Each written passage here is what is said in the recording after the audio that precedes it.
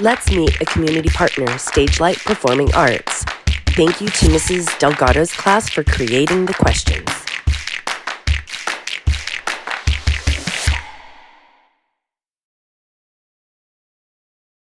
My name is Miss Lindsay. And I'm Miss Alyssa. What inspired you to start Stagelight Performing Arts? Stagelight grew out of a love and a need for just further training in the community. So my mom owns Stagelight Family Productions. She's been in the city of Brea doing shows at the Curtis Theater for 30 plus years. And forever it was, where do I send my kids? Where do I send my kids? And then when we got to a point where both of us were kind of stuck in our careers, we said, wait, we can offer this service and let's jump full force and see how that works out. So that's really what inspired it. Thank you. Yeah. You have a mascot, Marley. How did you create Marley the mascot? So as we got closer to opening the business, she and I, Miss Lindsay and I, went to a bagel place and just kind of and just started trying to think like, well, what are we going to name this business? And we had a lot of ideas. We brainstormed a lot. I had a napkin out and a pen. I'm very visual, so I just started sketching things, drawing. So as we just sort of started sketching the words out and the letters, I sort of drew this little stick figure. And at the time, his name wasn't Marley. He didn't even have a name. No.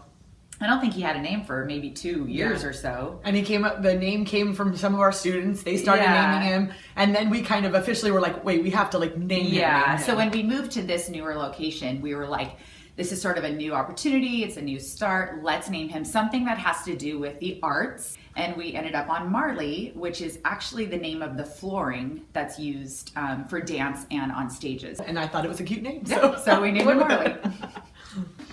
Next question. Where and when do your students perform? Our students perform twice a year. We have a Christmas and or holiday recital, and then we do our big end of the year recital in end of June. The last, 5-6 years, we've been at Valencia High School. So it's a great space for us. It's close, it's a big space, there's a great holding space, there's lots of room for parents to be there, and we've just had a great experience at Valencia High School. So we do 2 performances a year for the studio-wide. And then the last year or 2, we've done a lot of performances in our back room. We've kind of made it a little black box theater, invited parents to come step in for little smaller acting performances and whatnot. And then we also use the Curtis Theater for our vocal recitals. So tell us, what is your favorite musical that you've watched, and what is your favorite musical that you've each performed in? I think it's impossible to choose a favorite musical, but Miss Lindsay and I were very lucky this past year. We went to New York City and we got to see 3 Broadway shows, and we both loved Some Like It Hot. It was fantastic. The dancing, costumes, choreography, the talent was incredible. So it won Best Choreography this year for the Tonys. And what about performed in? My favorite to have performed in is probably Joseph and the Amazing Technicolor Dreamcoat. Super high energy, great dancing. Great music. Yeah, great music, So I've been lucky to perform in probably hundreds of shows at this point. And Joseph is obviously up there as one of my favorite I've done, but I think another favorite of mine was 7 Brides for 7 Brothers that I did at the Curtis Theater. Just the cast. I think it's more, not really the show, it's just the people that you're with. And that show specifically was a cast of just people that I love and adore. What failures or mistakes have you made in your business?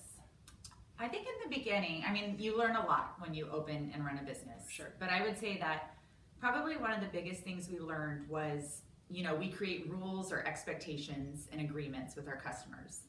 And in the beginning, it was really hard to hold on to those rules and expectations because we wanted customers. So we would sort of let the customers maybe kind of get their way in certain ways. And we just learned the hard way, no, we have to stand our ground. This is our business. It's much like a classroom.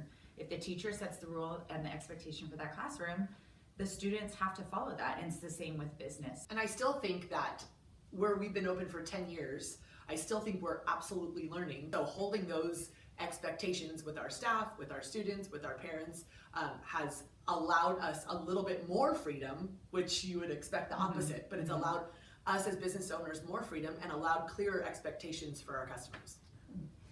How do you handle running a business when there are so many people involved, including students and staff? We spent a lot of time building some protocols or some processes that for communication pieces. So we have we use different softwares to sort of calendar how we're going to communicate with customers and with staff. So scheduling, calendaring, and then using those software apps to really make sure we're communicating with each other as often as possible is key. And I think from the customer face, we have our website is very transparent. Anything you could possibly want to know is on our website. And then finally, we have on one of our TVs in the lobby and one in the family room, we have a slideshow that goes with just the news, like all the things that are happening. So there are multiple versions of ways that we try to connect and communicate to our customers. So that's kind of we have the processes for the staff, but we also have many avenues that we can try to connect and communicate with our customers. Mrs. Delgado's class had one more question for you. Tell us what you did before Spotlight. What were your careers and what got you here? Well, I was a teacher. I taught high school and I taught PE and a couple of electives, and then sort of had this like, oh, this isn't really where my life is going. So I took a year off and did something else. I worked in a production, so like graphic design. Then I got back into teaching because there was a dance teaching position for public school. Still felt that I wasn't fulfilling like the creative side of it because it ended up just being a little bit more academic. And I grew up, actually Miss Alyssa and I met dancing for Disney. So that's where the bubble started.